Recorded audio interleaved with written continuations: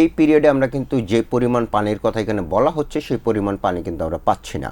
মানে অনেকে আইসিইউ পায় নাই বলে বাচ্চাটাকে বাসায় নিয়ে গেছে এবং মারা গেছে, এবং যখন আবার হসপিটাল থেকে ফোন করা হয়েছে যে এবার আইসিইউ খালি হয়েছে, আপনারা রোগীকে নিয়ে আসতে পারেন, কিন্তু ততক্ষণে সেই বাচ্চার দাফনও হয়ে গেছে।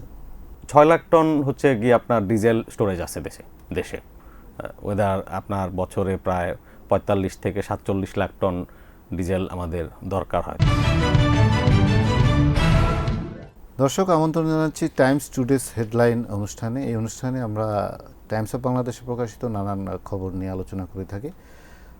এমন একটি বিশেষ খবর আজকে টাইমস অফ বাংলাদেশ প্রকাশিত করেছে, সেটি হচ্ছে গঙ্গার পানি বন্টন চুক্তির মেয়াদ শেষ হতে যাচ্ছে। আমার সঙ্গে আছেন আমার সহকর্মী শেখ শাহরিয়ার।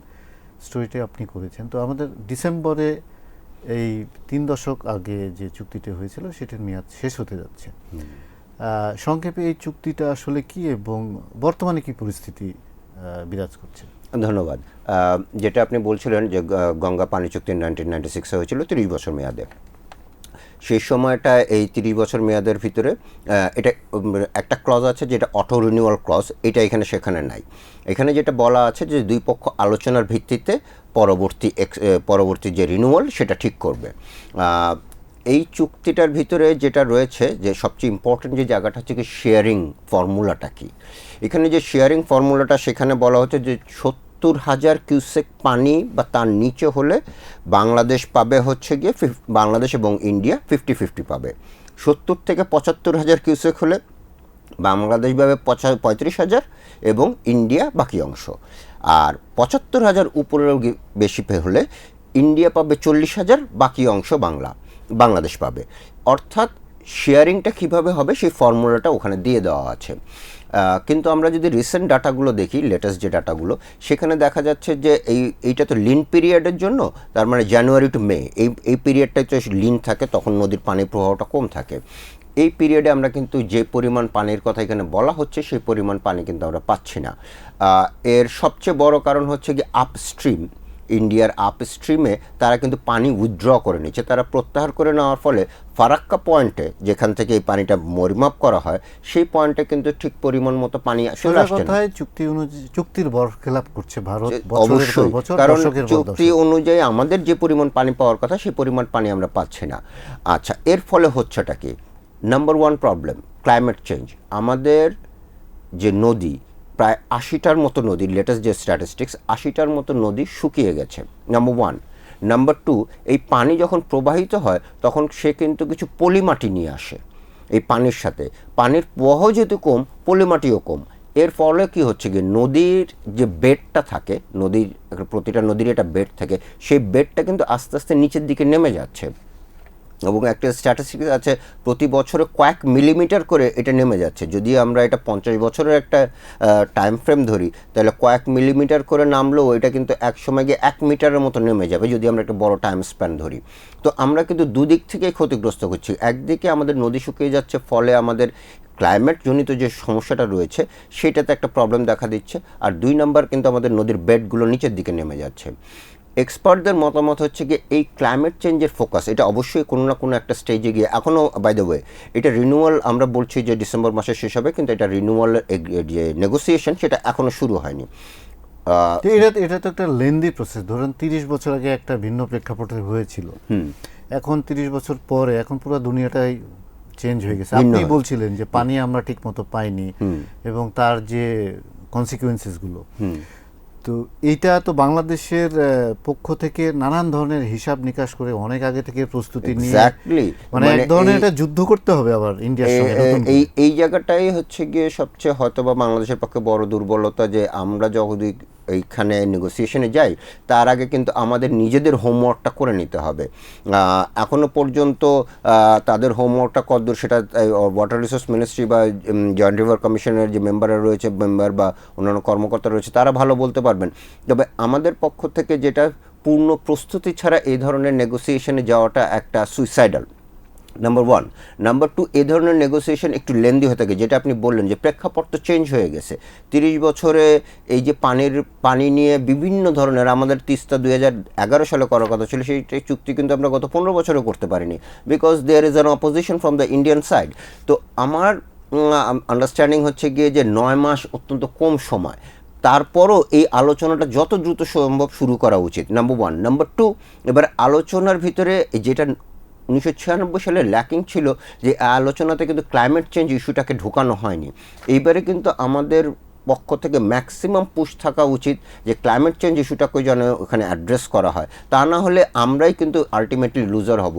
যেটা আপনি বলছিলেন যে এই চুক্তির ফলে আমরা তো পানি পাচ্ছি না, তো একই চুক্তি যদি এবার রিনিউ হয়, it will be remain the same, কিন্তু ওইখানে কোনো অ্যাড্রেস ক্লজ থাকতে হবে যাতে করে বাংলাদেশের স্বার্থ। আলোচনাটা শুরু কবে থেকে হতে পারে বলে এখনো পর্যন্ত অ্যাজ অফ নোয়ার স্পিকিং, আমি এই গত সপ্তাহেও খোঁজ নিয়েছি, এখনো পর্যন্ত কোনো দুই পক্ষ থেকে কোনো ইনিশিয়েটিভ নেওয়া, সে ফর এক্সাম্পল এই আলোচনা তো হুট করে হবে না, এই পক্ষ থেকে একটা চিঠি যাবে, ও পক্ষ থেকে একটা রেসপন্স আসবে, দুই পক্ষের একটা বাংলাদেশের তো উচিত ইন দ্য মিন টাইম একটা চিঠি পাঠানো। এখনো পর্যন্ত অ্যাজ অফ নোয়ার স্পিকিং নো, এখনো পর্যন্ত কোনো চিঠি গেছে বলে আমাদের জানা নেই। তো এটি তো ধরেন হতাশাব্যঞ্জক যে চুক্তি যখন একটা আছে তখন একটা আমাদের লিগ্যাল রাইটস আছে, আমরা অনেক কিছু বলতে পারি যে ভাই তুমি একটা এক ধাপ এগিয়ে রয়েছে, মানে কি আপনার নিটিগ্রিটি নিয়ে কিন্তু নেগোসিয়েশনের কোনো সুযোগ মানে আর কোনো প্রশ্ন নাই। আর গত 30 বছরের ডাটা তো আমাদের কাছে আছেই, কাজেই এটা ওই সময় 1996 সালে যখন হয়েছিল তখন কিন্তু 40 বছরের ডাটার উপরে ভিত্তি করে এটা হয়েছিল, ফলে all together we have 70 years data, এইগুলোকে অ্যানালাইসিস করে আমরা কিন্তু অনায়াসে একটা জায়গায় পৌঁছাতে পারি। ধরুন চুক্তির মেয়াদ যদি শেষ হয়ে যায় এবং অথবা ধরেন আলোচনা শুরু হলো, আলোচনা এখনো চলতেই থাকলো, মেয়াদ শেষ হয়ে গেল, ওই সময় যদি পানি নাও দেয় আমাদেরকে, 1 কিউসেক পানিও যদি না দেয়, তাহলে আমাদের আসলে কিছু বলার নাই, কারণ কোনো চুক্তি নাই। হ্যাঁ, ওই যে সমস্যাটা তো এই জায়গায়, মানে গরজটা বাংলাদেশেরই বেশি, বাংলাদেশের একটু পুশ করা উচিত। না নেওয়ার কারণটা কি?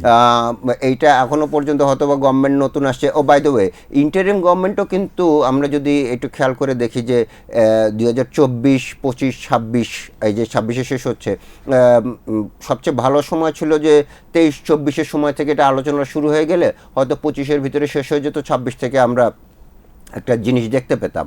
কিন্তু 24 সালেও যখন এই ইন্টারিম গভর্নমেন্ট আসলো, তার হাতেও কিন্তু প্রায় 1.5 বছরের মতো সময় ছিল, সেই সময় কিন্তু এটা হয়নি বা তাদের পক্ষ থেকে কোনো উদ্যোগ। আমাদের ইন্টারেস্ট আমরা নিজেরাই দেখছি না শেষ পর্যন্ত। কি আপনার ধারণা যে এরকম হবে তাড়াহুড়ো করে ওই চুক্তিটা এই আশঙ্কাটা তো রয়েছেই। এবং আপনি যেটি বলছিলেন যে এখানে যে ক্লাইমেট বা পরিবেশের বিষয়টা এবার ফোকাস করা উচিত গিভেন দ্য সিচুয়েশন, তখন দেখা গেল এগুলো আসলে কিছুই হলো না।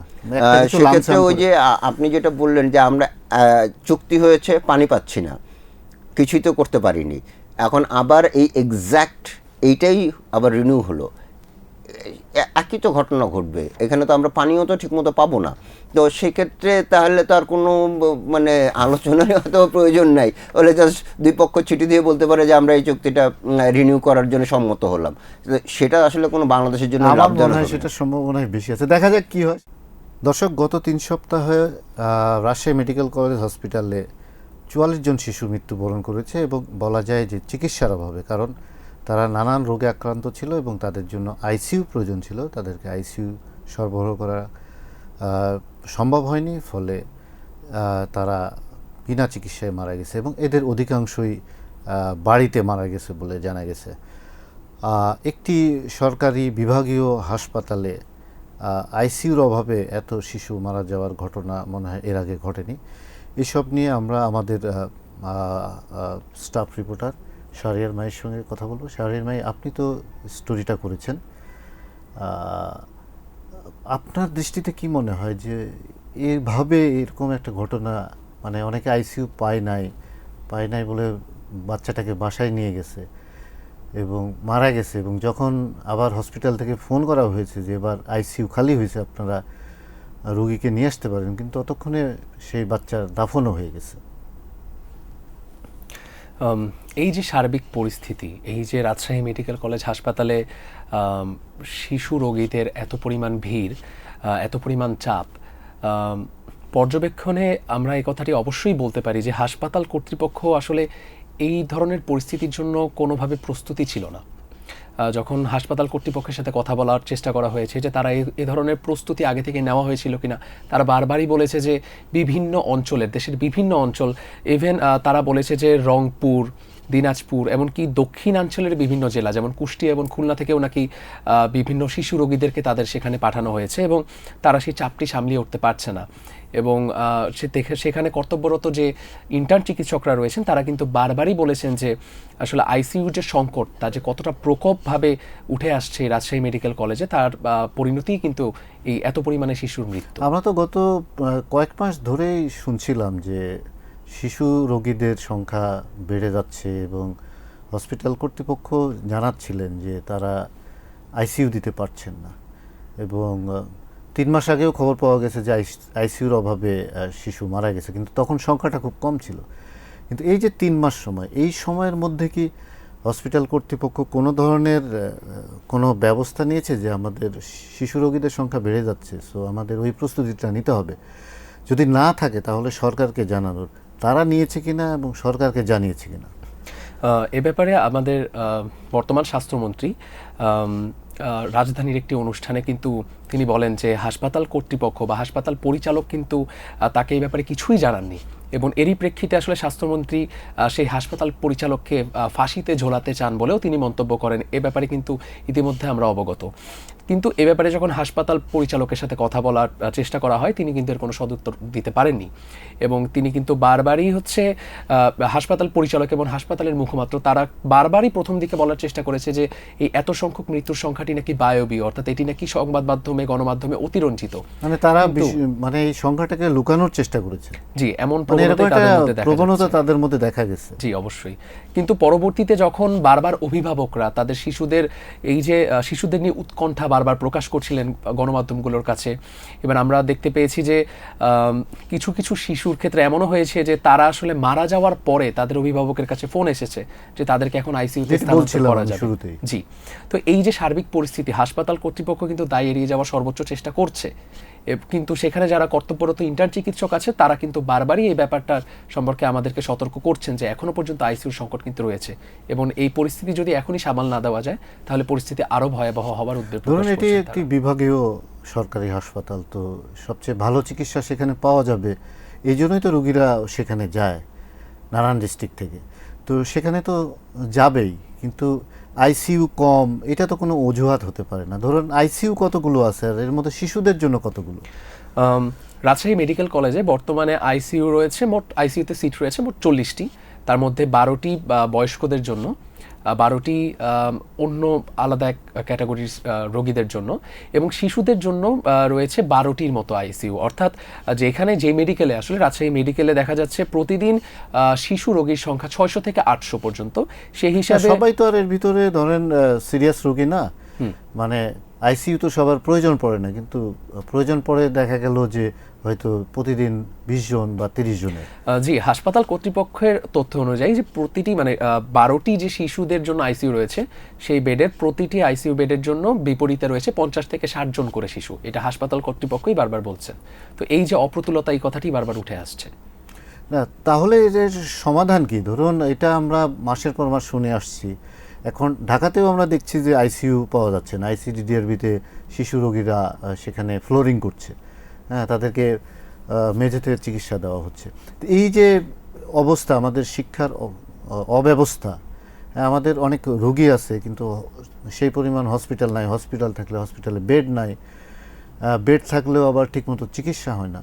এই যে মানে এইখানে কি সরকারের একটা, আপনি মনে করেন না যে একটা অবহেলা, যে আমাদের পর্যাপ্ত যে ব্যবস্থাটা নেওয়া উচিত চিকিৎসা ব্যবস্থাকে আরও উন্নত করার জন্য, সবাইকে এই চিকিৎসা দেওয়ার জন্য জনগণকে? অবশ্যই এক্ষেত্রে আসলে সেখানে রাজশাহী মেডিকেল কলেজে যে সব চিকিৎসকরা দায়িত্বরত রয়েছেন তারা কিন্তু বারবারই একটা কথাই উল্লেখ করছেন যে রাজশাহীতে শিশুদের জন্য বিশেষায়িতভাবে একটি হাসপাতাল 200 শয্যা বিশিষ্ট, কিন্তু ইতিমধ্যে নির্মাণ কাজ সম্পন্ন হয়েছে এবং সেইখানে আসলে কার্য সম্পাদনা চালানোর জন্য যে পরিমাণ সরঞ্জামদি বা চিকিৎসার সরঞ্জামদি দরকার ছিল সেই সব উপকরণ কিন্তু সেখানে ইতিমধ্যে রয়েছে।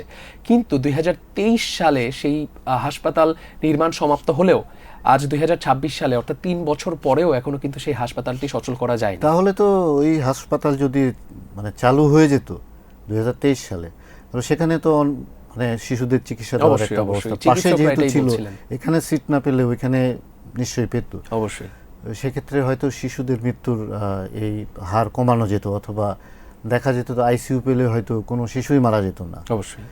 তো সেটিও একটি অবহেলার জায়গা আমরা দেখছি। তো এখানে ঘুরে ফিরে আসলে কর্তৃপক্ষ বা সরকারের একটা অবহেলায় আমাদের সামনে বারবার চলে আসে।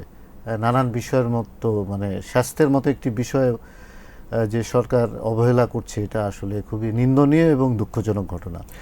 এক্ষেত্রে কিন্তু আমরা আসলে দেখতে পাই যে মাননীয় স্বাস্থ্যমন্ত্রী আসলে যে কথাটি বললেন যে হাসপাতাল কর্তৃপক্ষ তাকে জানায়নি, তবে এক্ষেত্রে আসলে হাসপাতাল কর্তৃপক্ষই তাকে কেন এক্সক্লুসিভলি ভাবে জানাতে হবে? এক্ষেত্রে সরকারের তার তো একটা উচিত ছিল। মন্ত্রণালয় আছে, জি অবশ্যই, তার কর্মকর্তা আছে, তার অন্যান্য কর্মচারীরা আছে, তো তাদের তো দায়িত্ব আছে যে জি, জি। হসপিটালগুলোর কি অবস্থা খোঁজখবর নেওয়া। আর তাকে জানানো হয়নি পার্সোনালি, কিন্তু মন্ত্রণালয়কে নিশ্চয়ই জানানো হয়েছে, কারণ অবশ্যই। কয়েক মাস যাবত এই ঘটনা ঘটছে, ডাক্তাররা বলছে, নার্সরা বলছে, তো ডেফিনেটলি তারা জানেন। কিন্তু এখন ধরেন এটা একটা এক্সকিউজ, আমাদের একটা সমস্যায় পড়লেই এই মন্ত্রীরা নানান ধরনের ছলচাতুরির মধ্যে দিয়ে অন্যদের ঘাড়ে দোষ চাপিয়ে আসলে বেরোয় দিতে চান। দর্শক, যুদ্ধ চলছে মধ্যপ্রাচ্যে, এবং সেই কারণে সারা বিশ্বে নানান ধরনের সংকট দেখা দিয়েছে, এবং বাংলাদেশও তার ব্যতিক্রম নয়। বাংলাদেশে জ্বালানি সংকটের অভাবে নানান ধরনের সমস্যা আমরা ফেস করছি প্রতিদিন। বিশেষ করে আমরা প্রতিদিন পেট্রোল পাম্পের সামনে লম্বা লম্বা গাড়ির লাইন দেখছি। এক গাড়ির তেল নিতে 3 ঘন্টা 4 ঘন্টা ইভেন 5 ঘন্টাও লাগছে। তো সরকার নানান ধরনের কথা বলছে, তেলের সংকট নেই, আবার বলছে যে তেল যেন কেউ মজুদ না করে, চোরাচালান না হয়, নানান কথা বলছে। কিন্তু আমাদের অন্যতম একটি সমস্যা হচ্ছে যে আমাদের দীর্ঘদিনের তেল মজুদ না রাখা। আমাদের হয়তো 2 সপ্তাহ বা বড় জোর 1 মাসের তেল আমরা মজুদ রাখি। তো এরকম পরিস্থিতিতে সরকার দীর্ঘমেয়াদী তেল মজুদ রাখার পরিকল্পনা নিয়েছে। এই বিষয়ে আমি আমার সহকর্মী মাহফুজুল্লাহ বাবুর সঙ্গে কথা বলব। বাবু, এই যে আপনি বলছিলেন যে স্ট্র্যাটেজিক রিজার্ভ যেটাকে বলে, তো সেটা নিয়ে সরকার কি ভাবছে? সরকার আসলে ওই যে ভেরি রিসেন্টলি আমার সঙ্গে কথা হচ্ছিল আমাদের যে বিদ্যুৎ ও জ্বালানি প্রতিমন্ত্রী, তিনি আমাদেরকে আলাপচারিতায় একটা সাক্ষাৎকারের মতো একটা ডিসকাশনে তিনি জানিয়েছেন যে সরকার আসলে চাচ্ছে 90 দিনের যে একটা স্ট্র্যাটেজিক ফুয়েল রিজার্ভ, এটি যে আন্তর্জাতিক জ্বালানি সংস্থার মানদণ্ডেও এটি আছে। সব দেশ পারে তা না, কিন্তু সরকার এটি করতে চায়, কারণ আসলে যুদ্ধ লেগেই থাকবে, যা বোঝা যাচ্ছে। আপনিও নিশ্চয়ই বুঝতে পারছেন, আজকে এই যুদ্ধ থামবে, আরেকটা যুদ্ধ লাগবে। তো এই পরিস্থিতিতে আসলে যে আমাদের এনার্জি সিকিউরিটিটা আসলে কম্প্রোমাইজ করা যাবে না।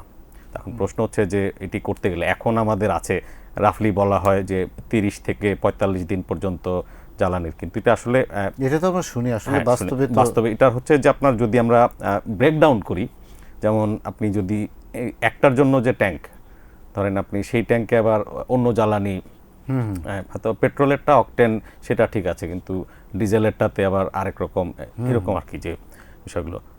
তবে যে এখন 6 লাখ টন হচ্ছে গিয়ে আপনার ডিজেল স্টোরেজ আছে দেশে। ওয়েদার আপনার বছরে প্রায় 45 থেকে 47 লাখ টন ডিজেল আমাদের দরকার হয়। তো আপনি যদি হিসাব করেন যে এটা যে অনেক কম, সুতরাং রাফলি বিপিসির যে অফিসিয়াল হিসাব যে 13 লাখ টন হচ্ছে আমাদের সব ধরনের জ্বালানি মজুত করার যে সক্ষমতা। তো এইটিকে আপনার 3 গুণ করতে হবে অ্যাটলিস্ট, রাফলি যে 20-22 lakh ton storage capacity, bona fide storage. আবার যদি ধরেন আপনার যে তেলটা আপনার ট্রানজিশনে আছে সেটিকে বাদ দিয়ে যদি করা হয়, তাহলে সেটি ধরেন একটা জাহাজ, আমাদেরই একটা জাহাজ ধরেন 2 লাখ বা 1 লাখ টন জ্বালানি নিয়ে আসছে, কিন্তু সেটি যদি আসতে না পারে তো এটি আমার মজুদ বলা যাবে না আর কি, যে পাইপলাইনে আছে বলতে হবে। তো না ধরুন এটা 90 দিনের একটা টার্গেট করছে, কিন্তু এটা আসলে কতটুকু সম্ভব? মানে জি। আপনার তো এই সংকট তো শুরু হয়ে গেছে এবং এটা কতদিন চলবে আমিও জানি না, আসলে বিশ্বের কেউই জানে না ট্রাম্প অ্যাডমিনিস্ট্রেশন ছাড়া। তো এই না, ট্রাম্প অ্যাডমিনিস্ট্রেশনও জানে না।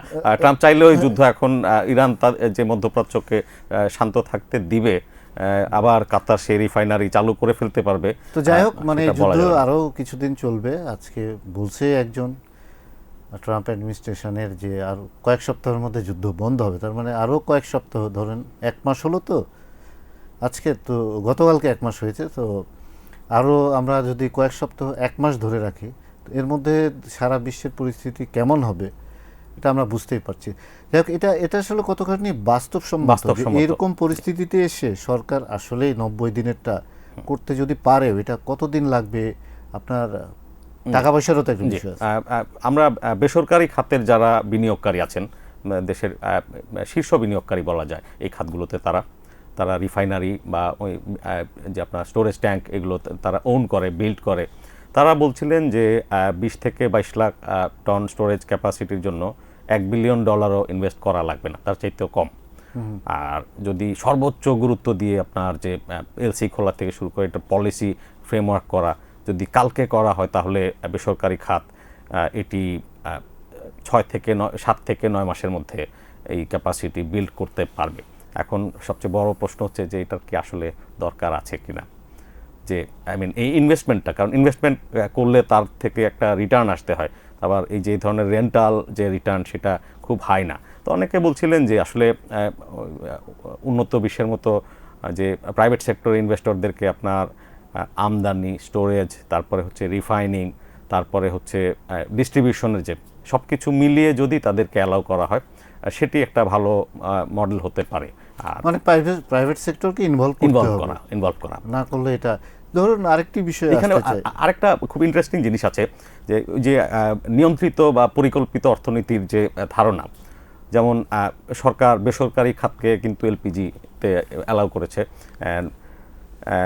তারা কম্পিট করে যার যা স্টোরেজ বিল্ড আপ করেছে সারা বছরে দেশে, যে আপনার রাফলি আমরা বলি যে 1.8 মিলিয়ন টনের মতো হচ্ছে এলপিজির demand, whether real time storage capacity দেশে আছে আপনার 3 মিলিয়ন টন, প্রায় দ্বিগুণ, বার্ষিক চাহিদার প্রায় দ্বিগুণ স্টোরেজ ক্যাপাসিটি হয়ে গেছে। যে কোনো সমস্যাতে আসলে কোনো ধরনের আমাদের প্রবলেম হওয়ার কথা না, মানে এলপিজিতে এলপিজিতে। কিন্তু এটা সরকার শুধুমাত্র যে এন্টায়ার বিজনেসটা, ডিস্ট্রিবিউশন, স্টোরেজ, এই ব্যবসাগুলো সরকার মোস্টলি নিজের হাতে যেহেতু রেখেছে, বেসরকারি খাতকে যদি এলপিজির মতোই অ্যালাউ করা হয় সরকার এবং বেসরকারি খাত মিলিয়ে, তখন কিন্তু এই যে আপনার $1 বিলিয়ন আসলে জ্বালানি নিরাপত্তার জন্য, স্টোরেজের জন্য এটা খুব বড় ইনভেস্টমেন্ট না। বেসরকারি খাত উইল বি হ্যাপি যে আমাদেরকে একটা কোম্পানির গ্রুপের যে চেয়ারম্যান বলছিলেন যে আমরা 2 লাখ টন ক্যাপাসিটির জন্য ইনভেস্ট করব, কিন্তু আমাকে সেই বিজনেস মডেলটা একটা ফেয়ার রিটার্ন সেটা দিতে হবে। হলে আমার কেন তেলের ক্ষেত্রে হবে না? তেলের ক্ষেত্রেও তো হতে পারে। সরকারের সিদ্ধান্তের বিষয়। আপনার এটা এমন একটা পণ্য যে এখানে আপনার তো নষ্ট হওয়ার কোনো কিছু নেই, আপনার তো প্রয়োজন হবে, ঠিক যেরকম এলপিজি। কিন্তু আমি আপনাকে অন্য একটা বিষয়ে প্রশ্ন করতে চাই, সেটি হচ্ছে ধরুন সংকট তো আসেই, এবং মধ্যপ্রাচ্যের সংকট, গত বছরের জুনেও 12 দিন যুদ্ধ হয়েছে, তখনও আমরা কিন্তু এই ধরনের পরিস্থিতি ফেস করতে করি নাই। এর আগেও যুদ্ধ হয়েছে। তো যখনই ধরেন একটা সংকট তৈরি হয় বিশ্বে, তখনই জ্বালানি একটা বড় জিনিস সামনে চলে আসে। আমাদের দেশের সরকারের মধ্যে এক ধরনের টেন্ডেন্সি দেখা যায় যে কোনো সমস্যায় পড়লে তখন সমাধান খুঁজে, কিন্তু তার আগে যে সমস্যায় পড়লে সমাধানটা কি হবে এটা ভেবে সেই হিসাবে ব্যবস্থা নেওয়া, প্রোঅ্যাক্টিভ সিদ্ধান্ত নেওয়া, যেটা আপনি বলছেন। সিদ্ধান্ত, দেখুন যে আজকে এই সরকার এটা নিয়ে ভাবছে, অথচ গত যে সরকার ছিল আওয়ামী লীগের, সেই সরকারেই আসলে ভাবা উচিত ছিল। নিশ্চয়ই। হ্যাঁ, ভেবে তাদের এই ব্যবস্থা নেওয়া উচিত ছিল। অন্যান্য দেশ যদি করে, নিশ্চয়ই আমরা করব না কেন? আমাদের জন্য তো আরো বেশি প্রয়োজন, কারণ আমরা ছোট দেশ এবং যে কোনো সমস্যাই আমাদের জন্য এমন বড় সমস্যা হয়ে দাঁড়ায়। ওই যে বলা হয় যে আমরা জাতিগতভাবেই অনেকটা এরকম, যে সার্জারির যখন ম্যান্ডেটরি, তার আগ পর্যন্ত আমরা আসলে ডক্টরের কাছে আগ পর্যন্ত আমরা আসলে উই আর নট প্রোঅ্যাক্টিভ। যেটা হচ্ছে যে আপনার আমাদের গ্যাস, যেটা আপনার স্থানীয় গ্যাস দীর্ঘ সময় একটা এগুলো উত্তোলনের ব্যাপারে যে অনীহা, কারণ একটা সময় এটাও বাস্তবতা যে আর্গুমেন্টগুলো এরকম ছিল যে আপনার আন্তর্জাতিক বাজারে গ্যাস খুব সস্তায় পাওয়া যাচ্ছে, সো আমাদের গ্যাস থাকুক বা আমরা কেন এখানে ইনভেস্ট করতে যাব। কিন্তু এই সস্তা যে সবসময় সস্তা থাকবে না, না থাকলে কি করতে হবে, এই চিন্তাটা আসলে সরকারের নীতি বা তাদের যে অ্যাকশন প্ল্যান এগুলোর মধ্যে ছিল। দূরদর্শিতার অভাব আছে। তো যাই হোক, আমরা চাই যে বর্তমান সরকার যে উদ্যোগ নিয়েছে সেটি আসলেই করা হোক, করলে এটাই তো সংকট শেষ সংকট না। আর আরেকটা বিষয় হচ্ছে সরকারকে প্রচুর ভর্তুকি দিতে হচ্ছে। গতকাল পর্যন্ত আমরা কথা বলছিলাম কয়েকজন এক্সপার্টের সাথে, তারা বিপিসির কর্মকর্তাদের সাথে, রাফলি এখন অর্ধেকের বেশি ডিজেল যে দামে বিক্রি হচ্ছে, সেই ডিজেল যে কিনা হচ্ছে এখন এই যে নতুন চালানগুলো, আন্তর্জাতিক বাজারের দাম কিন্তু প্রায় 2.5 গুণেরও বেশি হয়ে গেছে এই এক দেড় মাসে। তো কিনতে হচ্ছে এই দামে, আর যদি জ্বালানির দামটা না বাড়ানো হয়, বাড়ালে ইনফ্লেশন, আর না বাড়ানো হলে সরকারের যে ফিসকাল, এগুলো আসলে খুব বড় সংকটের দিকে আগাচ্ছি আমরা। তো আমাদের যদি মজুদ থাকতো তাহলে এই সংকটটা ফেস করতে হতো না। তো দেখা যাক কি হয় বাবু, আপনাকে ধন্যবাদ। Thank you.